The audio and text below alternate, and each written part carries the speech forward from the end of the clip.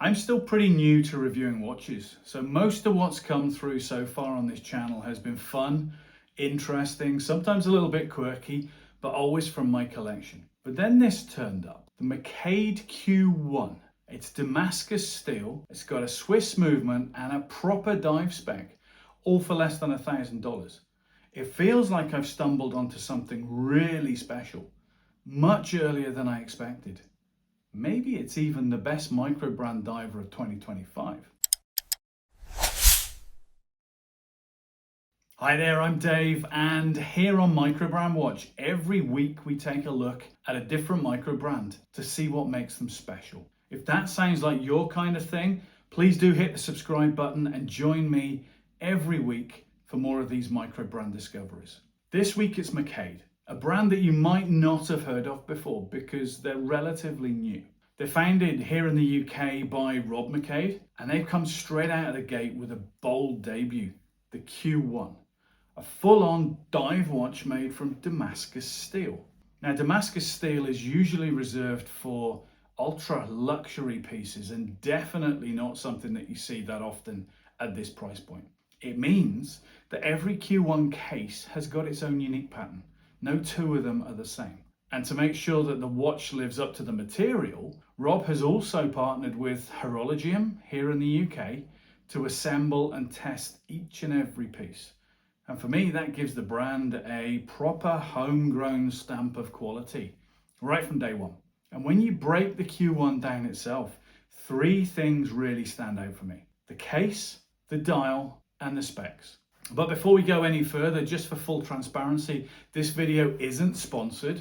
Rob McQuaide was kind enough to loan me this watch so that I could review it and share my thoughts with you. But Rob hasn't had any input into what I say here, and McQuaide haven't seen this video before it goes live. So everything that you're about to hear is my own very unique, independent view. Now, what attracted me to the Q1 in the first place was a mix of things. First off, this is a British micro brand, and I love seeing everything that's going on in the UK at the moment. Secondly, this is their only model at the moment, which I think means that I'm getting a pure view into Rob and the brand's ideology without the distraction of multiple variants and multiple different watch models. And then there's the dial. I think I'm becoming a bit of a sucker for a good dial, and this one just looked amazing from the second that I saw it. And finally, that Damascus steel case.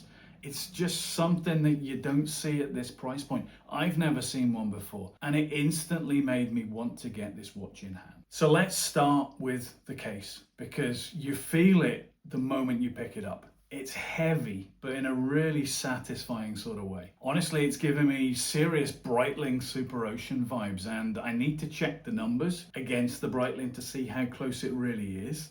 But on the wrist, it's got that same type of presence. What makes it so different, of course, is the Damascus steel. Now, if you've not come across Damascus before, here's the story.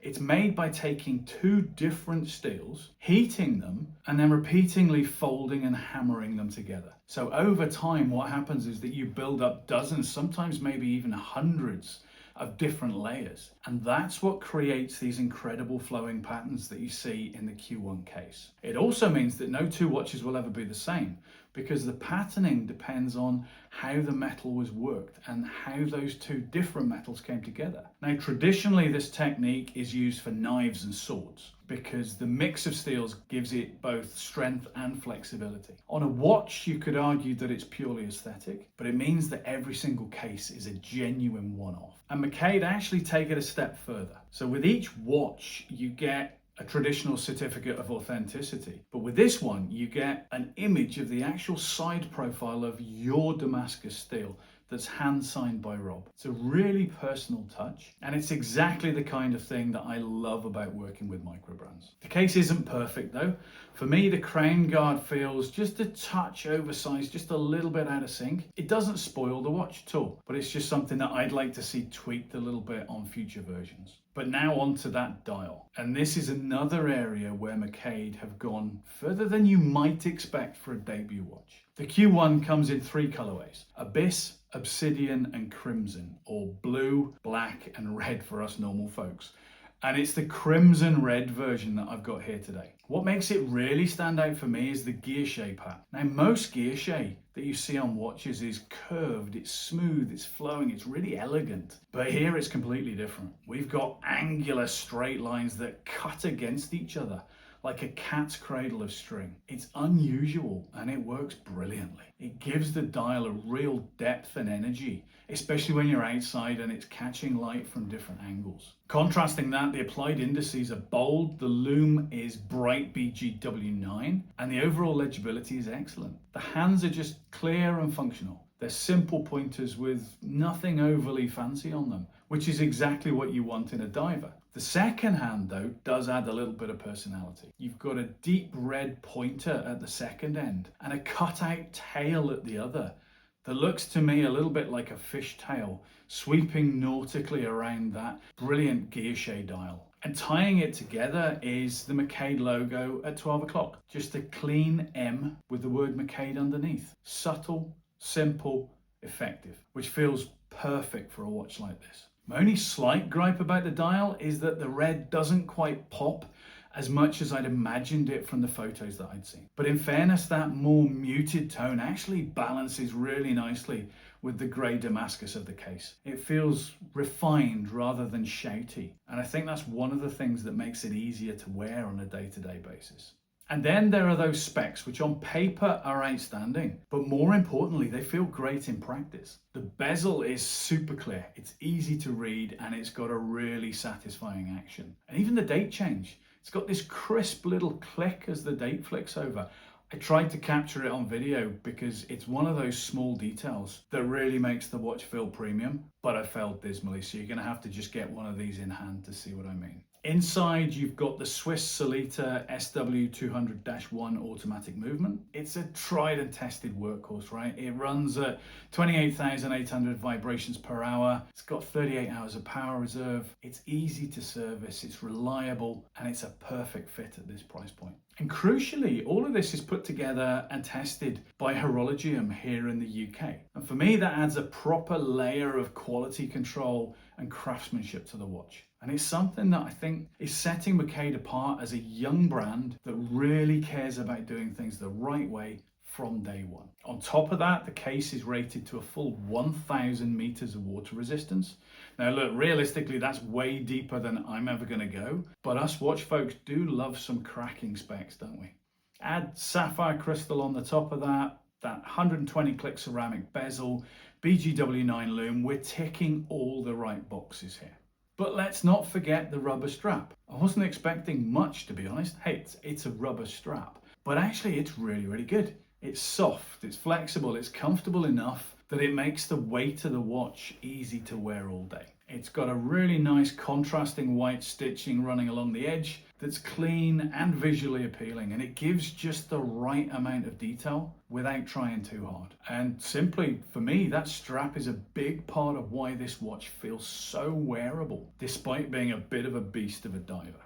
Put it all together and what you've got is a Swiss-powered, UK-assembled dive watch with luxury level specs, great execution, and a few really nice thoughtful touches, all of which make the Q1 stand out from the pack, all of which comes in for under $1,000. So on paper, the Q1 is really impressive, but how does it feel in the real world? Well, honestly, it wears far better than I thought it was going to, given the weight and the size.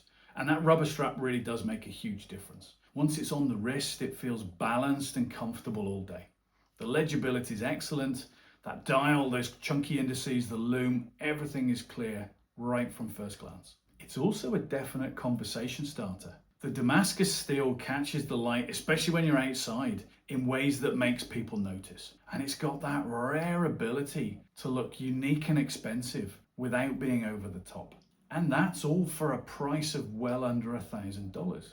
It really does feel like a bit of a steal. Now we're seeing some micro brands creep up and up above the $1,000 price tags. But here's one that proves that you don't have to overspend to get something genuinely special. And look, if you can afford it, I'd say go for it, because this watch is worth every single penny or cent or euro or whatever your currency is. So where does that leave us? Well, for less than $1,000, you're getting a unique Damascus steel case luxury level specs, proper dive credentials, and a few really personal touches like that signed certificate that fingerprints your exact watch. Add in an excellent strap, a crisp bezel, and that satisfying little date change click, and there's a lot to love here.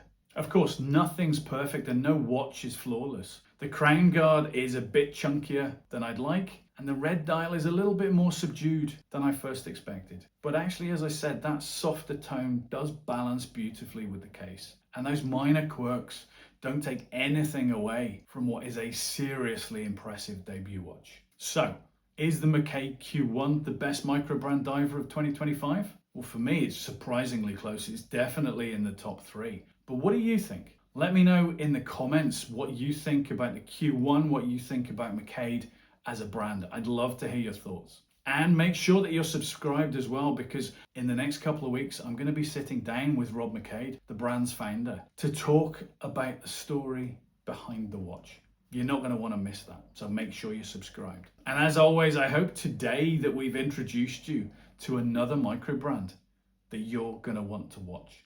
Until next time, enjoy your watches.